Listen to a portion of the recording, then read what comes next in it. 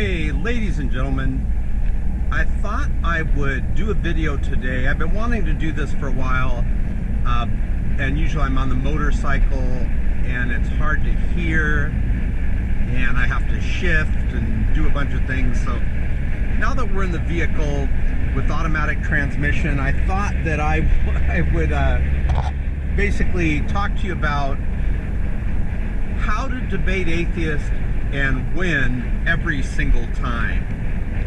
And we're going to talk about why are debates important. Some people, incorrectly in my opinion, will say, oh, debates have no value to them. You can't really convince anyone, which is the complete opposite of truth. You will convince a lot of people with debate. Matter of fact, I myself, I was an atheist at one time throughout high school, and some of my Christian friends that I disagreed with at the time, they started questioning me, saying, you know, how could you be an atheist when there's no evidence for atheism? There's no good arguments. And I've kind of tuned what they said a little more to the phrase, there is no evidence that atheism is accurate and correct. There's no proof or evidence that would show that atheism is accurate and correct. So that's the challenge that I've been challenging atheists with. What proof and evidence can you provide that would finally at last prove that atheism is accurate and correct? And no atheist has been able to do it. And I learned this from debates. So I started as an atheist, I started watching debates, and some of my Christian friends said, look, it's very simple to see who's winning these debates. And whoever wins these debates, you go where the preponderance of the evidence is. Preponderance of the evidence means when you're watching a debate, if one guy gets 51% of the debate, he wins, like, let's say, about 51%, and the other guy wins 49%, the preponderance of the evidence goes on the side of 51%. In other words, what's great about debates, you don't have to win 100% of the arguments, but the weight of the evidence, the weight of the proof, all goes to whatever the preponderance of the evidence is, whatever side wins. So with the debate, you can clearly see I was seeing Christians winning again and again. And here's what I did. Get a sheet of paper and put a line down the middle of the paper. And on the left side, put Christianity. And on the right side of the paper, put atheism. And listen to these debates. I'm going to put some debates that I've had right below here. And you'll notice when I'm bringing up arguments, you have to put my arguments on the left side of the paper. Now, the atheist then has the right to try to debunk those arguments, and if they successfully debunk them, then you put a point on the side of the atheist column. And also the atheist can bring up arguments, let's say therefore they're against God's existence. If they bring up some good arguments against God's existence, like if they said, well, Santa Claus doesn't exist, therefore God doesn't exist. Obviously, that's not like an argument against God's existence, because Santa Claus is a contingent being. He's a created being. The Christian God is not created. Santa Claus is physical, fat man in a red suit, and God is spirit. Jesus even said God is spirit, must be worshipped. So anyways, so I started watching these debates, and I noticed the Christian side would have all these arguments, and they would stand very strong arguments like the teleological argument, the cosmological argument, the ontological argument. Some of the arguments I brought up in debate, which you'll see below here, the argument of peer-reviewed scientific proof that out-of-body experiences, near-death experiences, NDEs as they're called, are real.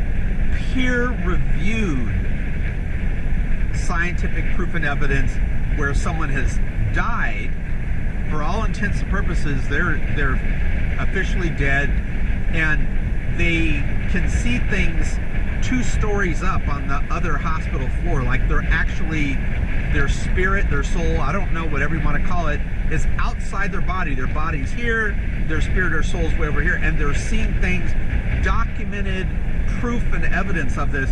Now, why would I bring that up in debate? I'm going to talk to you about that in a moment. So basically, look below here, and one of the best debates that I think I've had, because I actually covered so many arguments for the existence of God, is right below here, my debate with Steve Shives.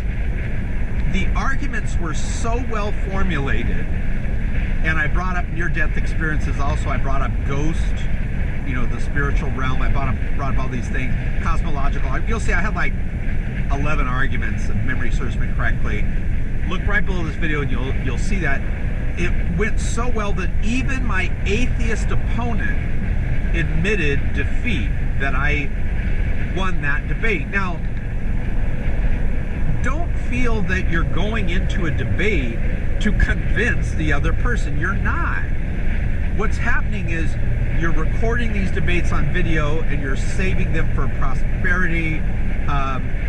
You're saving them for the future. You're able to show it to other people. And the honest, sincere seekers of truth will watch these debates, and they will see, if they do what I said and they write it down on a sheet of paper, all the arguments for Christianity are the arguments for atheism, they'll see that Christianity wins hands down. So, when you're going into a debate, the foundation of the debate is important. Don't do debates. I mean, you can, but you're only going to be on the defense. Don't do debates. Is Christianity true? You know, because then you can't really attack, let's say your opponent's atheist or Muslim, you can't really attack them, their side, because that's not the topic of the debate. Do topics where both sides have to give arguments. A good topic is, let me get out of this lane, this is horrible. A good topic is, does God exist? Does God exist? Even, does the Christian God exist? See, when you have a debate topic like that, the atheist must give arguments against the Christian God, and you must give arguments in the affirmative that the Christian God exists. Now, notice you're not approaching the debate as the Christian God doesn't exist, and until you give arguments for the Christian God, you're on the losing side. Notice you're not doing that. Rather, everyone starts off at a neutral position. The atheism is not the default position. Atheists, you've got to get this through your thick skulls. The claim God does not exist is just as much has a burden of proof as the claim God does exist. So, let's get over here real quick.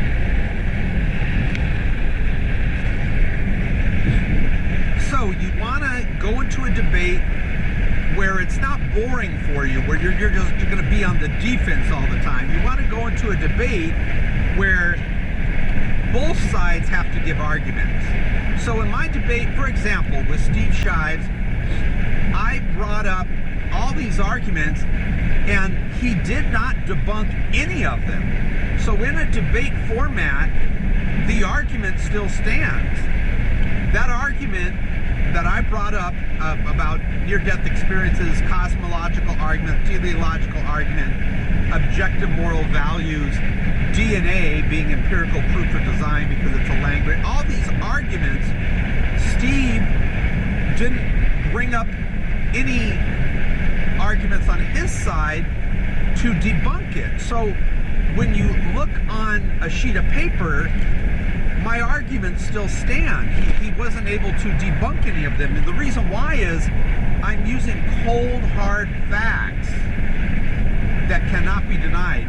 Even peer-reviewed facts that people can look up in science journals that have been peer-reviewed. And so at the end of the debate, Steve was even like, wow, that was impressive, you know. And he admitted, you can contact Steve, he admitted that he lost the debate. Now, again, I'm not trying to convince my atheist opponent to come to my side of the table. What a debate is, and not to be rude to the atheist, but you're basically using the atheist to show that atheism is not accurate and correct. So I'm going to put some of these debates below this video. Let me tell you about another debate I had on the radio. So I got contacted by this Christian radio program, and they said this atheist keeps calling into the show and wants to debate the host of the show, but I'm not good at debate, and Shock, we've listened to your debates and they're very entertaining also. Would you come on the show and debate this atheist? Now, mind you, I have no idea who this atheist is. He can be actually a very skilled debater, but I don't know that he's skilled debating atheists. None. All of them suck. Matt Dillahunty sucks. Richard Dawkins sucks. Richard Dawkins is even scared to debate the #1 Christian debater on the debate circuit, Dr. William Lane Craig, you know. Matt Dillahunty, he can't even defeat a pastor in debate. He lost to Pastor Cliff in debate. Look below here. As a matter of fact, I want to show you something in that debate. I'll put that link below here too. Matt was asked, what proof and evidence do you have that would prove that atheism is actually correct? And you'll see Matt squirm in his stool. I don't mean excrement. I mean, you know, the stool he's sitting on. And he evades the question. And Cliff brilliantly says, look, I need an answer. You evaded the question. What evidence do you have that shows that atheism is true? And Matt had nothing. He even said that he's not claiming that it's true. This is, you've already lost the argument. You've already lost the debate when you claim that you're not claiming your side is true. So, when you're doing a debate, let's go kind of recap. #1, make sure that you're not just going to be forced into defense all the time, because it's really fun to throw punches in debate. You don't want to just defend the whole time. So topics like, is the Bible true, or is Christianity true? Yeah, you can debate, you know, have a fun time, but you're not going to be able to attack your atheist opponent on his flawed worldview of atheism. In fact, do you know that the courts in the United States have ruled that atheism is a religion? So you want to debate on topics where the atheist has to defend his atheism. So a good topic is, does God exist? Even, does the Christian God exist? That's great, because the atheist will have to give arguments against the Christian God, and you will give arguments in the affirmative for the Christian God. So that's what you do. So some of the funny moments I want to tell you in debate. I had this one funny moment, a lot of funny moments in debate, but I had this one funny moment on the radio debate I was talking about earlier, where the atheist says, I bet you believe in Zeus. You know, if you believe in God, then you must believe in Zeus. And I said, well, give me some arguments for Zeus, because you're not giving me any arguments for atheism. Give me your arguments for Zeus. You see, rather than me running and you know, chasing a red herring, you know, I make them work for the debate. So when they say stupid things like, well, I bet you believe in Zeus, say, well, give me some arguments for Zeus. And then they won't have any arguments for Zeus, and you could say, you see, and this is what I said in debate, I said, Zeus is just like atheism. You're not giving any arguments for atheism. You're also not giving any arguments in favor of Zeus. And then I'll say things like, but I have more respect for someone that would believe in Zeus, because at least they're wise enough to believe that this world has a creator. I have more respect for someone that believes in Zeus than an atheist that believes nothing created everything. Now, another thing too, which you could ask your atheist opponent when you're in debate, if they bring up evolution, you know, evolution is not a creative process. Evolution just talks about change over time. So evolution does not in any way talk about how things got here. But the atheists will say that everything came about by evolution, which is false. Man, these roads, I'm telling you. California, the socialist Marxist state of California, their roads are just crap. So when your atheist opponent brings up evolution, make them explain it to you. Say, how did evolution create? Tell me about the first life. How did evolution create it? And your atheist opponent will not be able to tell you, because there is no proof and evidence, no scientific proof that evolution created.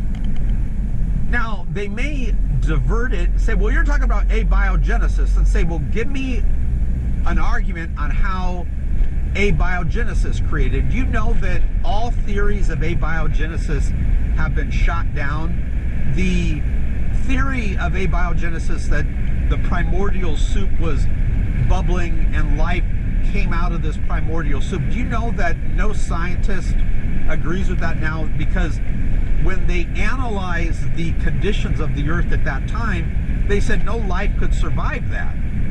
So the atheist worldview, and it is a worldview, they're always going to want to say it's not, but the atheist worldview is flawed. It doesn't even have an explanation for how life got here. So you're going to win every single time. I'm going to put right below this website, right below this video, I'm going to put a link there, and I'm going to give you 20 arguments for the existence of God. Now, you're not going to be able to go through all 20 in a debate, but you can pick some, and then when you're giving these arguments and your atheist opponent, or Muslim opponent, whatever, when they try to refute it, and they try to say, well, here's why the Christian God doesn't exist, and they try to give you something, you're going to, trust me, you're easily going to be able to refute it. For example, let me tell you about some arguments real quick. They'll say, well, rather than giving an argument against the Christian God, they'll talk about other religions. They'll say, well, what about Islam? What about paganism? What about Buddhism? What about Hinduism? You know, you say all these are wrong. What makes yours right? So how do you answer that, right? It's kind of stupid, because that's not even an argument against Christianity. But just so the audience can see that you know what you're talking about, you say, look, if I were to ask you, what is 720 times, you know, multiplied to against 25? 720 times 25. And we asked 100 people, we said you can't use a calculator and you have 20 seconds to answer it. We're going to get a lot of wrong answers. There's no question about that. But there is a right answer. Some people are going to answer that right. So just because there's lots of wrong answers, Islam, atheism, paganism, Buddhism, Hinduism, does not logically mean therefore there's no right answer, Christianity. So Christianity is the right answer. Guys, look right below here, right below this video, and watch the debate I had with Steve Shives. Notice he doesn't debunk the arguments. He admitted that I won the debate, and you can see how debates are really good to bring people to the truth of Christianity. So God bless you guys. I love you. Maranatha.